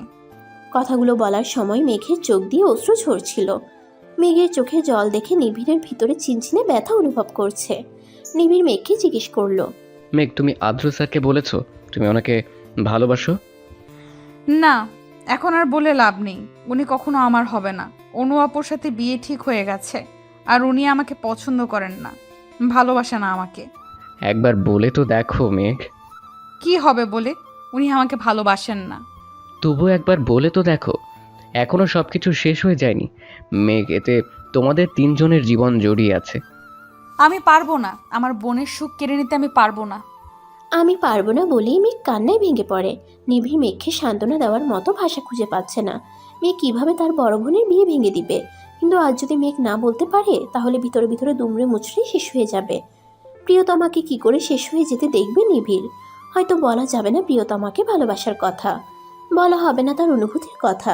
সব কথা অব্যক্ত রয়ে যাবে আজীবন। বাড়িতে এসে একটা সংবাদ শুনে মেঘের মাথায় আকাশ ভেঙে পড়ল। 3 দিন পর আদ্র আর অনুর বিয়ে। মেঘের হৃদয়টা ভেঙে চুরমার হয়ে গেল। অনু এসে মেঘকে জড়িয়ে ধরে বলল, আর তো কয়েকদিন আছি মেঘ, এরপর তো শ্বশুর বাড়িতে চলে যাব, আর তোর সাথে গল্প করা হবে না। মেঘের চোখ দিয়ে 2 ফোঁটা জল গড়িয়ে পড়ল। সবার অগোচরে সেই জল মুছে নিল মেঘ। ও আপু, তুমিও না, মন খারাপ করছো কেন? আমি তো যাব তোমার সাথে দেখা করতে, তখন অনেক গল্প করব। আচ্ছা তুমি ছাড়ো তো, আমার কত কাজ, আমার আপুর বিয়ে বলে কথা। বলেই মেঘ রুমে চলে গেল। মেঘ রুমে গিয়ে দরজা বন্ধ করে দেয়। ফ্লোরে বসে হাওমাও করে কাঁদতে থাকে। রুম সাউন্ডপ্রুফ বলে কান্নার আওয়াজ বাইরে থেকে শোনা যায় না। মেঘের হৃদয়টা ভেঙে দুমড়ে মুচড়ে গেছে। মেঘের হৃদয়ে যেন কেউ বারবার ছুরি দিয়ে আঘাত করছে। বিকালের দিকে অনুকে তানিয়া বেগম বিয়ের কেনাকাটা করার জন্য তৈরি থাকতে বলেছে। অনু মেঘের রুমে গিয়ে কয়েকবার ডাকলো, কিন্তু কোনো সাড়া পেল না। ও মনে করলো হয়তো ঘুমিয়ে আছে, তাই বিরক্ত করলো না। অনু তৈরি হয়ে মেঘের রুমে এসে বসলো। ও আপু, আমি কেন যাব? তুই কেন যাবি? মানে তুই আমার বিয়ের শাড়ি থেকে শুরু করে যা যা প্রয়োজন সব কিছু তুই পছন্দ করে দিবি। আর না শুনতে চায় না মেঘ। মেঘ আর কথা বাড়লো না, তৈরি হয়ে নিল। একটা কালো গাড়ির সাথে হেলান দিয়ে দাঁড়িয়ে আছে আদ্র। কালো কোট আর হাতে ব্র্যান্ডেড ঘড়ি, চুলগুলো জেল দিয়ে সেট করা। সব সময়ের মতো আজকেও দেখতে সুন্দর লাগছে। মেঘ আর অনু এগিয়ে যেতেই গাড়ির দরজা খুলে দিল আদ্র। মেঘ আদ্রের দিকে এক পলক তাকিয়ে তপ্ত নিঃশ্বাস ফেলে গাড়িতে উঠে বসলো। একটা বড় শপিং মলে এসে গাড়িটা থামলো। তারা 3 জন মিলে একটা শাড়ির দোকানে ঢুকলো। সবকিছু আগে থেকেই কেনা হয়ে গেছে, শুধু শাড়িটা বাকি ছিল। অনু একটার পর একটা শাড়ি দেখছে আর মেঘকে বলছে, মেঘ, একটা পছন্দ করে দে না, কোনটা নিব ভেবে পাচ্ছি না। আদ্র অনুকে বলল, আপনাদের এখানে না পছন্দ হলে অন্য দোকানে দেখতে পারেন। না না, আসলে কোনটা নিব ভেবে পাচ্ছি না। মেঘের নজর গেল একটা কালো শাড়ির দিকে। মেঘের কাছে লাল কালারটা ভালো লাগে, তবে কালো শাড়িটা যেন অসম্ভব সুন্দর লাগছে তাকে। মেঘ শাড়িটা অনুকে দেখিয়ে বলল, দেখো তো ওটা কেমন। অনু শাড়িটার দিকে একবার তাকিয়ে বলল, অনেক সুন্দর, কিন্তু ওটা তো কালো, আর বিয়েতে কালো পরবো না মেঘ। তারপর আরও বেশ কয়েকটা শাড়ি থেকে একটা পছন্দ করলো অনু। আচ্ছা আপনাদের হয়েছে, চলুন রেস্টুরেন্টে যাওয়া যাক। আপনারা যান, আমার একটা ইম্পর্টেন্ট কল করার আছে, আমি আসছি। আদ্র মেঘের পছন্দের শাড়িটা কিনে নিল। বাইরে এসে দেখলো মেঘ আর অনু দাঁড়িয়ে আছে। চলুন যাওয়া যাক। তোমার জন্য এই হৃদয়ে মহাকাব্যের উত্থান হয়ে অতীত হয়ে গেছে সব। এই পৃথিবীতে দলিত হয়ে গেছে অজস্র আবেগ অনুভূতি, নামহীন যত ভালোবাসা অশ্রু বেনামি নিয়ে গেছে সব। আজ যখন হৃদয় খুলে দেখি নিজের কি আছে, সে কি নীরবতা, হাহাকার সব। কথাগুলো লিখে ডায়েরিটা বন্ধ করলো মেঘ। কাল অনুর গায়ে হলুদ। মেহমানরা আজ থেকে আসা শুরু করে দিয়েছে। অনু মেঘের রুমে এসে দেখে ও চুপচাপ বসে রয়েছে। কিরে, এইভাবে মন খারাপ করে বসে আছিস কেন? কি সব আবল তাবল বলছো? মন খারাপ করে কেন থাকবো? তাহলে রুমে বসে আছিস কেন? ও আপু, ভালো লাগছে না। অনুকে জড়িয়ে ধরে বলল, তুমি কি আমাকে ভুলে যাবে আপু? শোন, ভুলে যাব কেন? আমি কি দূরে কোথাও যাচ্ছি? আর আমি কি আমার এই ছোট্ট পাখিটাকে ভুলতে পারি? আর তুই মন খারাপ করবি না একদম। তুই যদি মন খারাপ করে বসে থাকিস তাহলে আমার মনটাও খারাপ হয়ে যাবে। মেঘ আপুর বিয়েতে কই হই হুল্লোড় করবে, তার না রুমে বসে শোক পালন করছে। কথাটা বলতে বলতে রুমে ঢুকলো নিবিড়। আপনি এখানে? তুমি দাওয়াত দিতে ভুলে গেলেও আন্টি কিন্তু ভোলেনি। আমার তো মনে হচ্ছে তুমি না আন্টি, আমার ফ্রেন্ড। আসলে আমি বলবো ভেবেছিলাম, বলা হয়ে ওঠেনি। আচ্ছা, তোমরা দুজন কথা বলো, আমি যাই। আমার ফ্রেন্ডরা আসবে, কখন কল করে জিজ্ঞেস করতে হবে। মেঘ, তোমাকে এইভাবে ভালো লাগছে না। তোমার অধর কোণের হাসিটা নেই কেন? বিষণ্ণতায় জীবনটা ছেয়ে গেছে নিবিড়। আমার শ্বাস নিতে কষ্ট হয়, আমি আর পারছি না। মেঘ, নিজেকে সংযত করো, এভাবে চলে না। নিজের উপর বিশ্বাস রাখো, সব ঠিক হয়ে যাবে। আচ্ছা নিবিড়, উনি আমার হলে কি খুব বেশি ক্ষতি হতো? নিবিড় তপ্ত শ্বাস ফেলল। তার মনে অনেক কথা অব্যক্ত রয়ে গেছে, হয়তো বলা হবে না কখনো। মেঘ, তোমাকে কখনো আমি বন্ধুর মতো দেখিনি, দেখছিলাম আমার রাজ্যের রানীর মতো। মায়াবতী গল্প বলা হবে না, সব কথা অব্যক্ত রয়ে যাবে আজীবন। কালকে গায়ে হলুদের কোথায় কি হবে সেটা বুঝিয়ে দিচ্ছে তানিশা আইমান। আদিয়া তাইমান আদ্র কোথায় গিয়েছে জিজ্ঞেস করলেন। ও আদ্র এয়ারপোর্টে গেছে ভাবিদের আনতে। ও আদ্র, আসলে আমার সাথে দেখা করতে বলো। আচ্ছা। একটা বড় রেস্টুরেন্টে বসে আছে আদ্রর সাথে তার ভাই, যার সাথে ছোট থেকে বড় হয়েছে।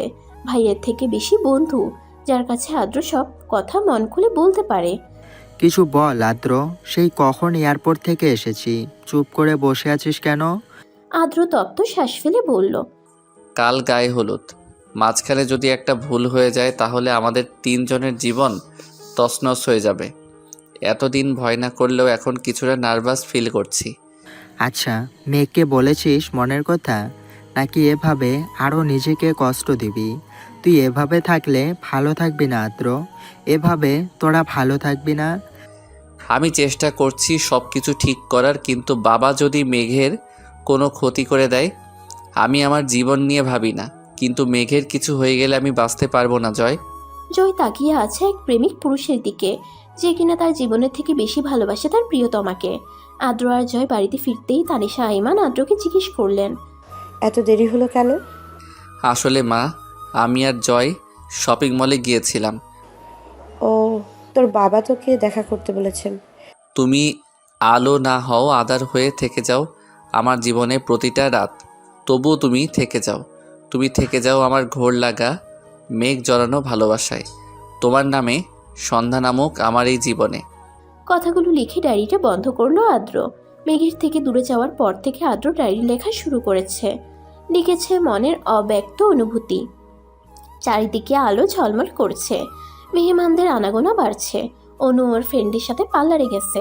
বাচ্চারা হইচই আনন্দে মেতে উঠেছে। গায়ে হলুদের অনুষ্ঠান নিজ নিজ বাড়িতেই হবে। মেঘ, তুমি তৈরি হবে কখন? মেঘ পিছনে ঘুরে তাকাতেই দেখতে পেল সুঠাম দেহের অধিকারী একজন সুদর্শন যুবক। পরনে নীল পাঞ্জাবি, হাতে ব্র্যান্ডের ঘড়ি, চুলগুলো জেল দিয়ে সেট করা, অসম্ভব সুন্দর লাগছে। ও নিবিড়, এত লেট কেন হলো? লেট হয়নি ম্যাম, আর তুমি এখনো তৈরি হওনি। যাও তাড়াতাড়ি তৈরি হও। এই তো তৈরি হওয়ার জন্য যাচ্ছিলাম। অনুকে স্টেজে এনে বসানো হয়েছে। একে একে সবাই হলুদ দিয়ে যাচ্ছে। অনু তার কাজিনকে মেঘের কথা জিজ্ঞেস করেছিল কয়েকবার, বলেছে মেঘ তৈরি হচ্ছে। দূরে নিবিড় দাঁড়িয়ে আছে। হঠাৎ একটা মেয়ে এসে নিবিড়ের পাশে দাঁড়ালো। নিবিড় এক পলক তাকিয়ে আবার চোখ সরিয়ে নিল। এই যে মিস্টার, নাম কি? আমাকে বলছেন? যেহেতু আপনি এখানে দাঁড়িয়ে আছেন তো আপনাকেই বলছি। ও, আমি নিবিড় সারিয়া, মেঘের ফ্রেন্ড। ও, আমি তানিশা, মেঘের কাজিন। তো আপনি দাঁড়িয়ে আছেন কেন? আসলে মেঘের জন্য ওয়েট করছি, ও আসলে একসাথে যাব। মেঘ একটা হলুদ কালারের লেহেঙ্গা পরেছে, হাতে চুড়ি, হালকা লিপস্টিক, চোখে কাজল, সিম্পল মেকআপ, কানে ঝুমকো, সবকিছু ঠিকঠাক করে আয়নার সামনে দাঁড়ালো। হঠাৎ আলো নিভে গেল। মেঘ আলো নিভে যাওয়াতে ভয় পেল। তবে বাইরের কিছুটা আলো আসছে, তার মানে কি ও রুমের লাইট নষ্ট হয়ে গেল? আচমকা একটা হাত এসে হ্যাচকা টান দিয়ে নিজের সাথে মিশিয়ে নিল। মেঘ আচমকা টান দেওয়াতে ভীত হলো, নিজেকে ছাড়ানোর আপ্রাণ চেষ্টা করলো, তবে লম্বা দেহের অধিকারী মানুষটার সাথে পেরে উঠল না। মেঘের কানের সামনে একটা কণ্ঠস্বর ফিসফিসিয়ে বলল, নিজেকে ছাড়ানোর বৃথা চেষ্টা করো না মেয়ে। আচ্ছা, এভাবে সেজেছ কেন? আমাকে মাতাল করতে? আমি তো এমনিতেই মাতাল, তোমার মাতাল করা ভালোবাসায়। কণ্ঠস্বরটা শুনে মেঘ ভীত হলো। কারো আসার শব্দ শুনে লোকটা মেঘকে ছেড়ে দিল। মেঘ যেন হাফ ছেড়ে বাঁচল। মেঘ, তুমি কি ভিতরে আছো? কে? আমি নিবিড়। ও, নিবিড়। নিবিড় রুমে ঢুকে দেখতে পেল লাইট অফ। তোমার রুমের লাইট অফ কেন? জানি না, হঠাৎ লাইট চলে গেল। আচ্ছা চল, বাইরে সবাই অপেক্ষা করছে হয়তো। রুমের লাইট জ্বলে উঠল। নিবিড় মেঘের দিকে তাকাতেই দেখল যেন কোনো পরী পৃথিবীতে নেমে এসেছে। অপলক দৃষ্টিতে তাকিয়ে রইল। কি হলো, চলো। মেঘের কথায় হুঁশ ফিরল নিবিড়ের। হ্যাঁ, যাচ্ছি। অনুকে মেঘ আর নিবিড় হলুদ ছোঁয়ালো। অনুকে তার বান্ধবীরা মিলে মেহেদি পরিয়ে দিচ্ছে। মেঘ আর নিবিড় একসাথে বসে রয়েছে। মেঘ, তুমি মেহেদি কখন লাগাবে? নিবিড়, আমি মেহেদি লাগাবো না, ভালো লাগছে না। ও মেঘ, প্লিজ এভাবে মন খারাপ করে থেকো না। কারোর জন্য জীবন থেমে থাকে না। আমার জীবন তো থমকে রয়েছে নিবিড়। তপ্ত শ্বাস ফেলল নিবিড়। উঠে গিয়ে হাতে করে একটা মেহেদি নিয়ে আসলো। মেঘ নিবিড়ের হাতে মেহেদি দেখে জিজ্ঞেস করলো, তুমি মেহেদি দেবে? না ম্যাম, আপনাকে দিয়ে দিব। মানুষ বলে যার মেহেদির রং যত লাল হয় তার বর তাকে তত বেশি ভালোবাসে। তুমি মেহেদি দিতে পারো? ছোটবেলায় আমার বোনকে দিয়ে দিতাম। ও বলে আমি অনেক সুন্দর করে দিতে পারি। মেঘের হাতে নিবিড় মেহেদি পরিয়ে দিচ্ছে। দূর থেকে একজোড়া চোখ তীক্ষ্ণ দৃষ্টিতে তাকিয়ে রয়েছে। তার চোখ দিয়ে যেন আগুন ঝরছে। বাহ, তুমি তো অনেক সুন্দর করে মেহেদি দিতে পারো। পছন্দ হয়েছে? তানিশা মেঘের পাশে এসে বসলো। মেঘের উদ্দেশ্যে বলল, মেঘ, আজকে আমি তোর রুমে থাকবো, আর অনু আপু ওর ফ্রেন্ডদের সাথে থাকবে বলেছে। আচ্ছা। বাহ, তোর হাতের মেহেদির ডিজাইনটা তো খুব সুন্দর হয়েছে। কে দিয়ে দিল? ও, জানিস তো নিবিড় খুব সুন্দর করে মেহেদি দিতে পারে, ও আমাকে দিয়ে দিল। তো মিস্টার নিবিড়, শুধু নিজের ফ্রেন্ডকে মেহেদি দিয়ে দিলেই হবে? কাজিনরা কোথায় যাবে? ও মিস তানিশা, আপনি দাঁড়ান, আমি মেহেদি নিয়ে আসছি। অনুষ্ঠান শেষ হয়েছে প্রায় 1 ঘন্টা আগে। অনু আর পারছে না, খুব টায়ার্ড লাগছে। তাই ও ওর বান্ধবীকে বলল, তোরা গিয়ে শুয়ে পড়, আমি ফ্রেশ হতে যাচ্ছি। অনু ফ্রেশ হয়ে আসতেই লাইট অফ হয়ে গেল। হঠাৎ একজোড়া হাত এসে মুখ রুমাল দিয়ে চেপে ধরলো। সাথে সাথে অনু জ্ঞান হারালো। অনেক রাত হয়েছে বিধায় এদিকটাই মানুষ নেই বললেই চলে। লোকটি সহজেই অনুকে বের করে আনতে পারল। বাইরে একটা কালো গাড়ি দাঁড়িয়ে রয়েছে। লোকটি অনুকে সেই গাড়িতে উঠিয়ে দিল। নিজে ড্রাইভিং সিটে এসে বসে পড়ল। গাড়ি চলছে তার আপন গতিতে। রাতে পূর্ণিমার চাঁদের দিকে তাকিয়ে আছে মেঘ। মুগ্ধ নয়নে তাকিয়ে দেখছে পূর্ব আকাশের বুকে দ্বাদশী চাঁদ অপরূপ সুধা নিয়ে জেগে উঠতে। চাঁদনি রাতের প্রকৃতি এক মায়াময় সৌন্দর্যের অধিকারী। আকাশের বুক থেকে জ্যোৎস্না রাশি ছড়িয়ে পড়ে সমস্ত পৃথিবীর বুকে, আর জাগিয়ে তুলে মহাময় রূপমাধুর্য। জ্যোৎস্নার অজস্র ধারায় স্নাত হয় নীরব প্রকৃতি। দু চোখ দিয়ে অশ্রু গড়িয়ে পড়ছে মেঘের। আজই তার শেষ কান্না, আর সে কাঁদবে না। তাকে এগিয়ে যেতে হবে, নিজের জন্য না হলেও তার পরিবারের জন্য। আলো আধারে স্নিগ্ধ মিথালিতে ঝলমল করে ওঠে জ্যোৎস্না প্লাবিত রাত। এমন রাতের অস্পষ্ট মায়ালোকে নিমজ্জিত থাকে প্রকৃতি। জ্যোৎস্নার আলো ছায়ার নিত্য প্রকৃতিপ্রেমী। হাত পা বাঁধা অবস্থায় একটা মেয়েকে অন্ধকার ঘরে আটকে রাখা হয়েছে। কালো মাস্ক পরা একটা ছেলে জ্যোৎস্নার আলোয় মেয়েটাকে খুঁটিয়ে খুঁটিয়ে দেখতে লাগলো। চাঁদের মায়াবী আলোয় মেয়েটার সৌন্দর্য দ্বিগুণ ফুটে উঠেছে। ছেলেটা মেয়েটাকে ভালোভাবে দেখে মনে মনে বলল, তোমার মতোই এক মায়াবতীকে আমার রাজ্যের রানী করার কথা ভেবেছিলাম। এখন মনে হচ্ছে কি জানো? স্মিত হেসে বলল, তাকে আমার কাছাকাছি পেয়ে গেছি। জ্যোৎস্নার আমিও সুধা মেঘের শরীরের উপর লুটোপুটি খাচ্ছে, আর মেঘ মুগ্ধ হয়ে আকাশ পানে চাঁদের দিকে তাকিয়ে আছে। চোখ দিয়ে পড়ছে অজস্র অশ্রুকণা, সেদিকে তার খেয়াল নেই। সে মুগ্ধ নয়নে তাকিয়ে আছে প্রকৃতির পানে, জ্যোৎস্নার অপরূপ সৌন্দর্যের মাঝে। জ্যোৎস্নার উপচে পড়া স্নিগ্ধতা রোমান্টিক স্মৃতির জগতে নিয়ে যায়। জ্যোৎস্নার এই অপরূপ সৌন্দর্য না দেখলে হয়তো অপূর্ণ রয়ে যাবে জীবন। আজ সারা রাত হয়তো এভাবেই কেটে যাবে। মেঘের চোখ দিয়ে অশ্রুকণা ঝরছে, মেঘের চিৎকার করে বলতে ইচ্ছে করছে, হে পৃথিবী, যাকে পাবো না তাকেই কেন ভালোবাসলাম? পাবো না জেনেও কেন তার পিছু ছুটলাম? আমার ভাগ্যে কেন তাকে লেখা হলো না? কথাগুলো যেন স্তব্ধ হয়ে রয়ে গেছে মেঘের মাঝে। সে নির্ভীক, তার কথা যেন আটকে গেছে। তার কাছে বেঁচে থাকা যেন দুষ্কর হয়ে গেছে। যদি আত্মহত্যা করা পাপ না হতো তাহলে সে নিঃসন্দেহে তা বেছে নিত। এই অসহ্য যন্ত্রণা তাকে কুরে কুরে খাচ্ছে। তার কাছে অসহ্য যন্ত্রণা থেকে মৃত্যু শ্রেয় বলে মনে হচ্ছে। মেঘ আকাশের পানে তাকিয়ে বলে উঠল, পরের জন্মে সহস্র কোটি তারা হব, দূরে থেকে দেখবো তোমায়, সেখান থেকে বলবো তোমায় ভালোবাসি, ভালোবাসি, খুব বেশি ভালোবাসি। তুমি শুনতে পাবে কি সেই ধ্বনি? নিজের কথায় নিজেই হাসে মেঘ।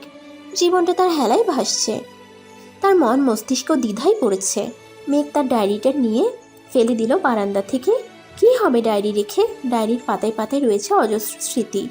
ডায়েরির পাতায় পাতায় না হয় পড়ে থাকুক তার অব্যক্ত ভালোবাসা। আকাশের দিকে মুগ্ধ নয়নে তাকিয়ে আছে একটা ছেলে, হাতে তার নিকোটিনের ধোঁয়ায় তার গোলাপি ঠোঁটগুলো কালো দাগ পড়ে গেছে। ভিতরে তার অজস্র আবেগ অনুভূতি লুকিয়ে রেখেছে। আর কিছু মুহূর্তের অপেক্ষা, সব অপেক্ষার অবসান ঘটবে কাল। প্রেয়সীকে নিজের করে নিবে সে, তার সব দুঃখ কষ্ট মুছে দিবে সে। সকালের আলো পর্দা ভেদ করে মেঘের চোখে মুখে উপচে পড়ছে। রাতে কাঁদতে কাঁদতে মেঝেতে শুয়েছিল মেঘ। কখন ঘুমিয়ে পড়ছে মনে নেই। বাইরে থেকে চেঁচানোর আওয়াজ ভেসে আসছে। কেউ কাঁদছে, চিৎকার করে কি বলছে শোনা যাচ্ছে না ঠিক মতো। মেঘের হুঁশ হাসতেই কালকে ডায়েরির কথাটা মনে পড়ে যায়। ওই ডায়েরিটা কেউ আবার পেয়ে যায়নি তো? মেঘ ছুট লাগালো বাইরে। আসতেই মানুষের ভিড়, ঠেলে ঠুলে ভিতরে যেতেই তার মাকে দেখলো, চিৎকার করে কাঁদছে। মেঘ ছুটে গেল মায়ের কাছে, জিজ্ঞেস করলো কি হয়েছে। মেঘের মা কিছু বলল না, মেঘকে জড়িয়ে ধরে কাঁদতে লাগলো। মানুষজন কি যেন বলাবলি করছে। অনুর বান্ধবীরা দাঁড়িয়েছিল। মেঘ সেখান থেকে একটা মেয়েকে জিজ্ঞেস করলো, শ্রেয়া আপু কি হয়েছে বলবে আমাকে? মা কেন কাঁদছে? শ্রেয়া বলল, অনু পালিয়ে গেছে। মেঘের হাতে একটা চিঠি ধরিয়ে দিল। মেঘ চিঠিটা পড়ে বাকরুদ্ধ অবস্থায় দাঁড়িয়ে রইল। মাথায় তার আকাশ ভেঙে পড়েছে। বারবার একটা কথাই মাথায় বাড়ি খাচ্ছে। অনু পালিয়েছে? মেঘের মা মেঘকে জড়িয়ে ধরে বলল, এবার কি হবে আমাদের? তোর বাবার মান সম্মান তো থাকবে না আর। তোর ফুপি যদি জানতে পারে খুব কষ্ট পাবে, তাদের সম্মান নষ্ট হয়ে যাবে। এত মেহমানের সামনে আমাদের সম্মান নিঃশেষ হয়ে যাবে। মেঘ কিছু বলার ক্ষমতা হারিয়ে ফেলেছে। সবকিছু এলোমেলো লাগছে তার কাছে। অনু কার সাথে পালিয়ে গেল, আর কেনই বা গেল? জীবন বড়ই বিচিত্র। মেঘের আজকে পৃথিবীর সবচেয়ে বেশি খুশি হওয়ার কথা ছিল, তবুও তার মনে ভয় হচ্ছে। যদি আদ্র এই বিয়েটা মেনে না নেয় তখন কি হবে? মেঘ ভাবতে লাগলো আজকের দিনটার কথা। অতীত। অনুর মা তানিশা আইমানকে অনুর পালিয়ে যাওয়ার কথা বললে তিনি মেঘকে আদ্রর জন্য চাইলেন। অনুর মা মান সম্মানের কথা চিন্তা করে রাজি হয়ে গেল। বিয়েটা খুব সাধারণভাবেই হয়েছে। তানিশা আইমান বলে দিয়েছে যাতে তাড়াতাড়ি সবাই বাড়িতে চলে আসে। বর্তমান কারো পায়ের শব্দ শুনে মেঘের হুঁশ আসলো। তানিশা আইমান এসেছে। মেঘ ছলছল নয়নে তাকিয়ে রইল। তানিশা আইমান মেঘের কাছে এসে মাথায় হাত বুলালেন। হঠাৎ মেঘ তানিশা আইমানকে জড়িয়ে ধরে কাঁদতে লাগলো। আকস্মিক এমন ঘটনা বুঝতে সময় লাগলো তানিশা আইমানের। মেঘকে বললেন, এই মেঘ, কান্না করছিস কেন? মায়ের কথা মনে পড়ছে বুঝি? মেঘের কান্না যেন থামছে না। তানিশা আইমান মেঘের মাথায় আলতো করে হাত বুলাতে বুলাতে বলল, আর কাঁদবি না একদম। কাঁদতে কাঁদতে চোখের কি অবস্থা করেছিস। আমি জানি বিয়েটা মেনে নিতে তোর কষ্ট হচ্ছে, তবে আমি যে নিরুপায়। আর যদি বিয়েটা না হতো তাহলে আত্মীয় স্বজনদের কাছে আমাদের সম্মান নষ্ট হতো। আমার ছেলেটা একটু বদমেজাজি, তবে খারাপ নয়। একটু মানিয়ে নিয়ে দেখবি, খুব ভালোবাসবে তোকে, রাজরানী হয়ে থাকবি। আমি এখন যাই, আদ্রকে পাঠিয়ে দিচ্ছি। আদিয়া তাইমান সাথে প্রায় 1 ঘন্টা যাবৎ কিছু নিয়ে কথা বলছে আদ্র। তানিশা আইমান দরজার বাইরে এসে দেখলো এখনো দরজা লাগানো। আদ্রকে কয়েকবার ডাকলো কিন্তু ভিতর থেকে কোনো সাড়া শব্দ পাওয়া যাচ্ছে না। তানিশা আইমান দরজার বাইরে দাঁড়িয়ে রইল। হঠাৎ দরজা খোলার শব্দে দরজার দিকে তাকাতে আদ্রকে দেখতে পেলেন। আদ্র রাগে গজগজ করছে। তানিশা আইমান আদ্রকে কিছু বলতে যাবে তার আগেই হাতে থাকা মুঠো ফোনটি বেজে উঠল। মেঘের মা ফোন করেছে, হয়তো মেয়ের জন্য চিন্তা হচ্ছে। তাছাড়া অনু বাড়িতে ফিরেছে কি সেটাও জিজ্ঞেস করা হয়নি। তানিশা আইমান কথা শেষ হতেই দেখলো আদ্র নেই। তিনি ভাবলেন হয়তো রুমে চলে গেছে। শরীর আর চলছে না তানিশা আইমানের। সকাল থেকে এত ঝামেলা, তার উপর এত আত্মীয় স্বজন, সবাইকে সামলাতে হিমশিম খাচ্ছিলেন। রুমে গিয়ে দেখলেন আদ্রিয়ান আইমান রাগে গজগজ করছেন। তানিশা আইমান ভ্রু কুচকালেন, জিজ্ঞেস করলেন, বাবা ছেলে আবার ঝগড়া করছো? আদ্রিয়ান আইমান রাগী কণ্ঠস্বরে বললেন, অনু পালিয়ে গেছে, আমাকে বললে না কেন? আর মেঘের সাথে বিয়ে দেওয়ার আগে আমাকে একবার জানানোর প্রয়োজন বোধ করলে না? তানিশা আইমান রাগী কণ্ঠস্বরে বলল, মেঘের সাথে বিয়ে হতে দিতে তুমি কখনো মেঘকে পছন্দ করেছো? যখন আদ্রর জন্য মেঘের কথা তোমাকে বললাম, কি বলেছিলে মনে নেই? আদ্রিয়ান আইমান হনহন করে রুম থেকে বের হয়ে গেলেন। তানিশা আইমান তপ্ত শ্বাস ফেলল। গাড়ির সাথে হেলান দিয়ে দাঁড়িয়ে আছে আদ্র। দৃষ্টি তার আকাশ পানে। নিজেকে বড্ড অসহায় লাগছে। তার কাছে সবকিছু এলোমেলো লাগছে। সবকিছু ঠিক করতে গিয়ে সবকিছু এলোমেলো করে ফেলেছে। নিজের ভালো থাকার চাইতে গিয়ে মেঘকে কষ্ট দিচ্ছে। আদ্রের ভিতরটা ভেঙে চুরমার হয়ে যাচ্ছে। নিঃশ্বাস নিতে তার কষ্ট হচ্ছে। প্রিয়তমাকে কাছে পেয়েও নিজের করে নিতে পারছে না। নিজ হাতে কষ্ট দিতে হচ্ছে তাকে। হঠাৎ হাতে থাকা মুঠো ফোনটা বেজে উঠল। ফোনটা রিসিভ করতেই লোকটার কথা শুনে আদ্রর মাথা কাজ করছে না, কি করবে এখন। চারিদিকে আলোর শিহরণ। আলোয় আলোয় দিক পেগন্ত হেসে ওঠে। আলোয় ভরা চাঁদের জ্যোৎস্নার প্লাবনে ডুবে যায়। চাঁদনি রাতের মোহনীয় রূপ সৌন্দর্য প্রতিটি মানুষের মনেই রং ধরায়। মেঘের এই চাঁদনি রাত উপভোগ করতে ভীষণ ভালো লাগছে। তবে কেমন যেন একটি সুখের মতো ব্যথা বুকের তলায় জমা হয়। অথচ সেই ভাব প্রকাশের ভাষা নেই। জ্যোৎস্নার মায়াবী রূপ মানুষের মন ও যৌবনের আবির ছড়িয়ে দেয়, রাঙিয়ে তোলে মানুষকে। মেঘের ইচ্ছে হচ্ছে জ্যোৎস্নার এই রাত তার প্রিয় মানুষটির সাথে উপভোগ করতে, কিন্তু আদ্র আসার কোনো নামগন্ধ নেই। মেঘ ক্লান্ত থাকায় অপেক্ষা করতে করতে ঘুমিয়ে পড়েছে। সকালবেলা চিৎকার চেঁচামেচিতে ঘুম ভাঙল। মেঘের রাতের ঘটনা ভাবতে লাগলো আদ্রের জন্য। অপেক্ষা করতে করতে কখন যে চোখ লেগে এসেছে বুঝতে পারেনি। আদ্র কি রাতে রুমে আসেনি? যদি আসতো তাহলে নিশ্চয়ই মেঘকে জাগিয়ে তুলতো। হঠাৎ মনটা খারাপ হয়ে গেল। তবে কি আদ্র বিয়েটা মেনে নেয়নি? তানিশা আইমানের চিৎকারে হুঁশ ফিরল মেঘের। মেঘ ফ্রেশ হয়ে হালকা গোলাপি রঙের শাড়ি পরে নিল। নিচে তানিশা আইমান রাগে গজগজ করছে। মেঘকে দেখে তানিশা আইমান ঢুকরে কেঁদে উঠল। হঠাৎ এমন কাণ্ডে মেঘ বিস্মিত হলো। ফুপি কাঁদছো কেন? কি হয়েছে আমাকে বলো। তানিশা আইমান কাঁদতে কাঁদতে বললেন, আমার ছেলেটা রাগী বদমেজাজি, কিন্তু ও এরকম করবে আমি বুঝিনি। আমি তো জীবনটা নিজ হাতে শেষ করে দিলাম। আমি মাফ করে দিস মা। আমি পারলাম না তোর জীবনটাকে সুন্দর করে সাজিয়ে দিতে। আর তুই এমন একটা কাজ করবে আমি ভাবতেও পারিনি। কি করেছেন উনি? তানিশা আইমান মেঘের হাতে একটা চিঠি ধরিয়ে দিলেন, যেখানে লেখা আছে, প্রিয় মা, আমি জানি আমার এই সিদ্ধান্ত তুমি কষ্ট পাবে। কথাগুলো ফোনে বলতে পারতাম, কিন্তু তোমার সাথে কথা বলতে কষ্ট হতো, তাই চিঠি লিখলাম। তবে আমার কিছু করার ছিল না। আমি মেঘকে নিজের জীবনসঙ্গী হিসেবে মেনে নিতে পারবো না। আমি লন্ডন ফিরে যাচ্ছি। আমার সাথে যোগাযোগের চেষ্টা করো না। আর মেঘকে বলো পারলে আমায় যেন ক্ষমা করে দেয়। ও চাইলে বাড়িতে ফিরে যেতে পারে। আর কার জন্য বা এখানে থাকবে? আমি আর বিডিতে ফিরবো না। মেঘকে বিয়ে করাটা আমার ভুল সিদ্ধান্ত ছিল। পারলে আমায় ক্ষমা করো। ইতি, আদ্র। মেঘের মাথায় যেন আকাশ ভেঙে পড়েছে। ওর মস্তিষ্ক যেন শূন্য। মন ও মস্তিষ্কের দ্বিধায় ভুগছে। এটা কিভাবে করতে পারলো আদ্র? হঠাৎ অজ্ঞান হয়ে গেল মেঘ। তানিশা আইমান বাড়ির লোকদের নিয়ে আদ্র রুমে এনে শুয়ে দিল। মাথায় হাত বুলাতে লাগলো, চিন্তা করতে লাগলো সকালের ঘটনা। ঘুম থেকে উঠে নিচে নামতেই দারোয়ান এসে তানিশা আইমানের হাতে চিঠি দিয়ে বলল, আদ্র দিয়েছে। চিঠি খুলতেই মাথায় যেন আকাশ ভেঙে পড়লো তানিশা আইমানের। আদ্র এসব কি লিখেছে? এখন এসবের মানে কি? আদ্রকে কয়েকবার ফোন দিলেও ফোন বন্ধ বলছে। বর্তমান একটু আগে মেঘের জ্ঞান ফিরেছে। মেঘ ছলছল নয়নে তাকিয়ে রইল তানিশা আইমানের দিকে। ফুপি, আমি কি এতটাই খারাপ যে আমাকে ভালোবাসা যায় না? তানিশা আইমান মেঘকে জড়িয়ে ধরে বলল, এসব কি বলছিস মেঘ? তুই খারাপ হতে যাবি কেন? আমি তো মনে করি তোদের ভাগ্য খারাপ যে তোকে মেনে নিতে পারেনি। মেঘের চোখ দিয়ে অজস্র অশ্রু ঝরছিল। মেঘের জীবনটা কেমন এলোমেলো হয়ে গেছে, সব কিছু ছন্নছাড়া। তার জীবন যেন হেলায় ভেসে চলেছে। কেটে গেছে 2 বছর। এই 2 বছরের এমন একটি দিনও নেই যেদিন মেঘ আদ্রকে মনে করেনি, এমন একটি দিনও নেই যেদিনও কান্না করেনি। তবে দিন শেষে কারো জীবন কারো জন্য থেমে থাকে না। মেঘ উষার বিয়ের জন্য তৈরি হচ্ছে। উষা অবশেষে তার ভালোবাসার মানুষটাকে নিজের করে পাচ্ছে। মেঘেরও ইচ্ছা ছিল আদ্রকে নিয়ে ভালো থাকার, কিন্তু আদ্র তো চাইনি। কথাটা ভাবতেই বুকের ভিতরটা ছ্যাদ করে উঠল মেঘের। ভাবতে লাগলো সেই দিনটার কথা। অতীত। আদ্র চলে গেছে প্রায় 2 সপ্তাহ হবে। এই 2 সপ্তাহ মেঘ রুম থেকে বের হয়নি, নিজেকে রুমের মধ্যে বন্দি করে রেখেছিল। তানিশা এমান মেঘের মাকে সব জানানোর পর ওরা মেঘকে নিয়ে যেতে চেয়েছিল, কিন্তু মেঘ চায়নি। তানিশা এমান আদ্রর উপর রাগ করে আর ফোন করেনি। তানিশা এমান মেঘকে জোর করেনি, বলেছিল আজ থেকে তুই আমার মেয়ে হয়ে থাকবি। নিবিড় মেঘের বিয়েটা মেনে নিতে পারেনি। পরে যখন মেঘের এই অবস্থার কথা জানতে পেরেছে, ও মেঘকে এই অবস্থা থেকে বের হয়ে আসতে সাপোর্ট করেছে। তারপর প্রায় 1 মাস পর অনু বাড়িতে ফিরেছে। সবাই অনুকে অনেক অপমান করে। অনুর মা ওকে মেনে নিতে চায়নি। মেঘের এই অবস্থার জন্য অনুকে দায়ী করেছে।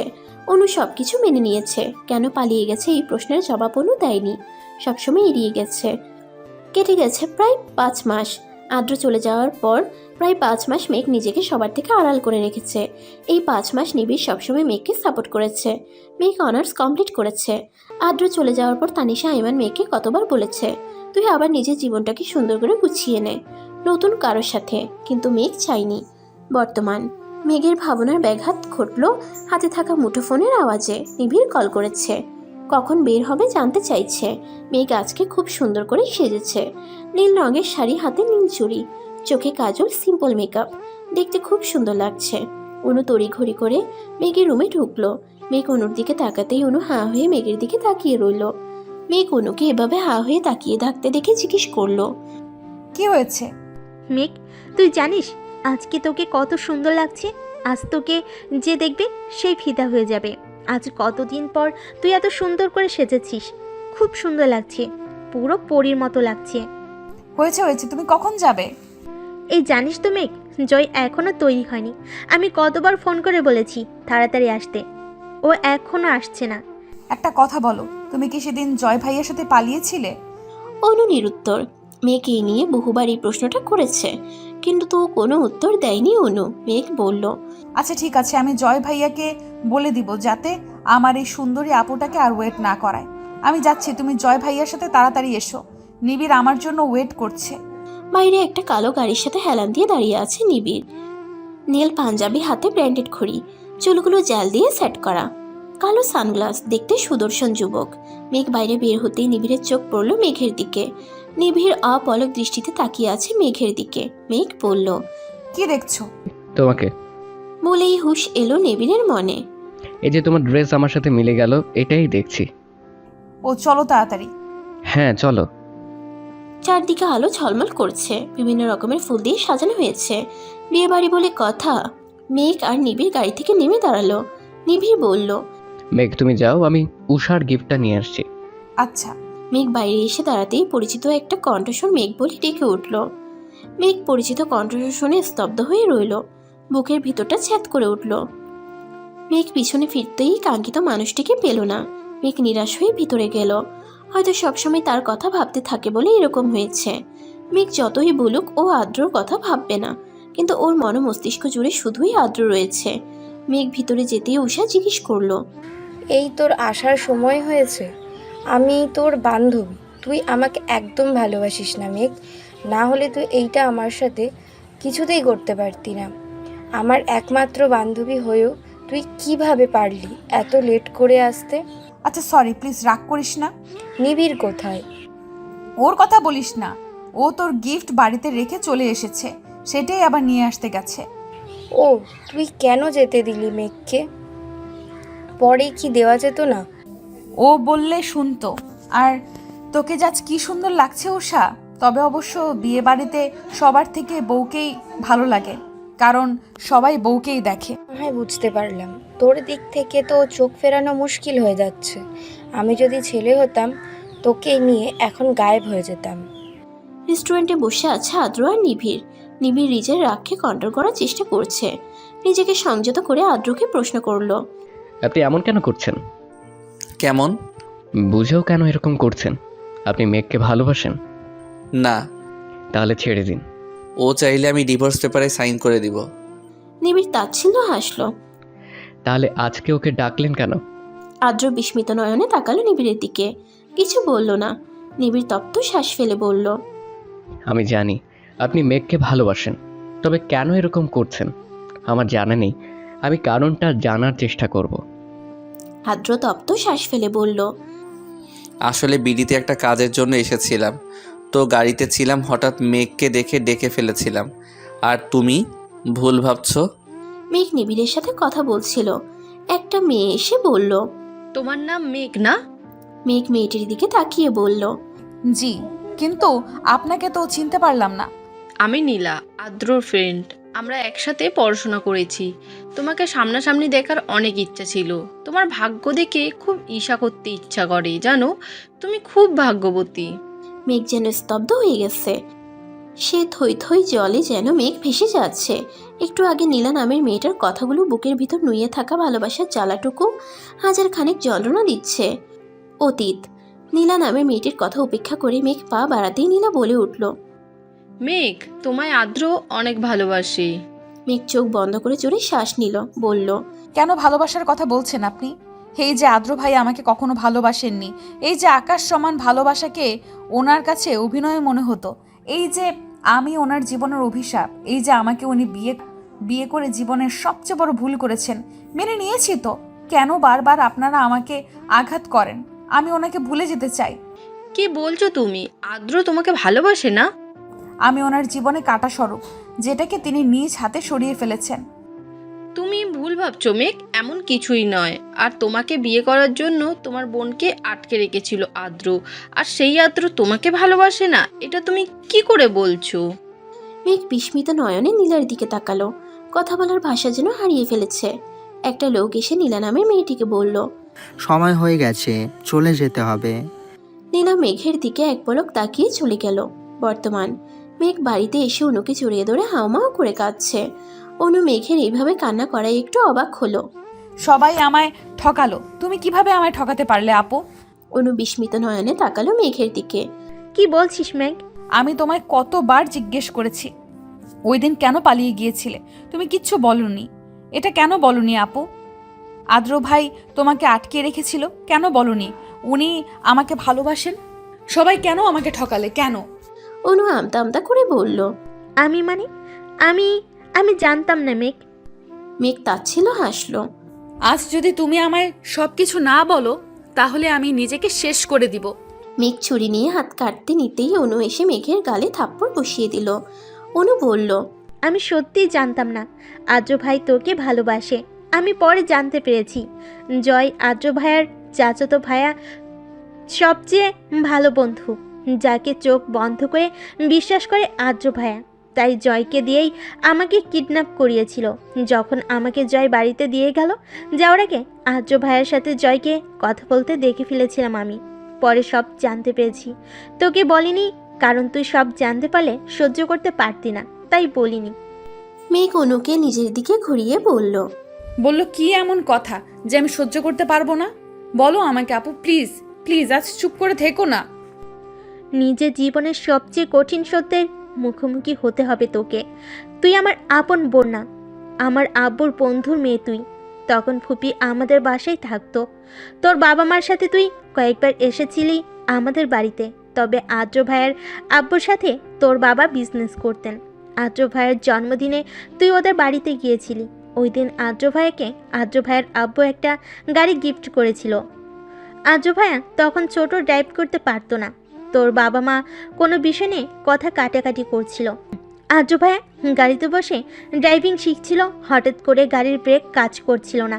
তোর বাবা মা ঝগড়ার এক পর্যায়ে চলে আসতে নিলে আদ্র ভাইয়ের গাড়ির সাথে ধাক্কা খেয়ে দুজন মারা যায়। কিন্তু এতে আদ্র ভাইয়ের দোষ ছিল না। আদ্র ভাইয়া তোর বাবা মাকে মারতে চায়নি। তখন তুই অনেক ছোট, তোর সেসব কথা মনে নেই। আদ্র ভাইয়ের আব্বু ভয় পেয়ে গেছিল যদি সব কিছু জানাজানি হয়ে যায়, তাহলে যদি আদ্র ভাইকে পুলিশ ধরে নিয়ে যায়, তাই তিনি আদ্র ভাইয়াকে লন্ডন পাঠিয়ে দিয়েছেন। তবে আদ্র ভাইয়া তোকে ছোট থেকেই ভালোবাসতো। ওই দিন আদ্র ভাইয়া তোকে ছেড়ে যেতে চায়নি, পরিস্থিতি তখন হাতের বাইরে চলে গেছে, তাই আদ্র ভাইয়াকে চলে যেতে হয়েছিল। ফিরে এসে যখন তোকে বিয়ে করতে চাইলো, তখন আদ্র ভাইয়ের আব্বু তোকে মেনে নিতে পারছিল না। উনি আদ্র ভাইয়ের সাথে এই বিষয় নিয়ে অনেক ঝামেলা করেছেন। আদ্র ভাইয়া যখন সব কিছু ছেড়ে তোকে নিয়ে লন্ডন চলে যাবে বলো, তখন আদ্র ভাইয়ের আব্বু আদ্র ভাইকে ভয় দেখালেন, এটা বলে, যদি তুই জানতে পারিস আদ্র ভাইয়ের জন্য তোর বাবা মা মারা গেছে, তাহলে তুই আদ্র ভাইয়াকে ছেড়ে চলে যাবি, পৃথিবীর সবচেয়ে বেশি ঘৃণা করবি, হয়তো নিজেকে শেষ করে ফেলবি।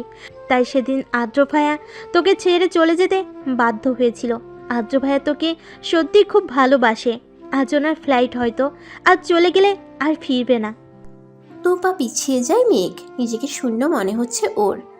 এত যন্ত্রণা আগে কখনো হয়নি। মেঘের পৃথিবী যেন থমকে গেছে। অনুর দিকে ছলছল নয়নে তাকিয়ে রইল। ছুটে এসে অনুকে জড়িয়ে ধরল। নিবিড় বাইরে দাঁড়িয়ে সবকিছু শুনেছে। নিবিড় মেঘের হাত ধরে টেনে নিয়ে যায়। তাকাই মেঘ, প্রচণ্ড ব্যস্ত দেখাচ্ছে ওকে। কানে ফোন।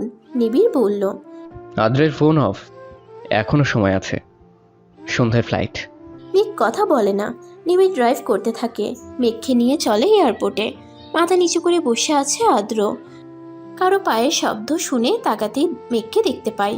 মেঘকে দেখে যেন হতবুদ্ধি হারিয়ে ফেলে ছেলেটা। বলে, মেঘ, আপনি এখানে?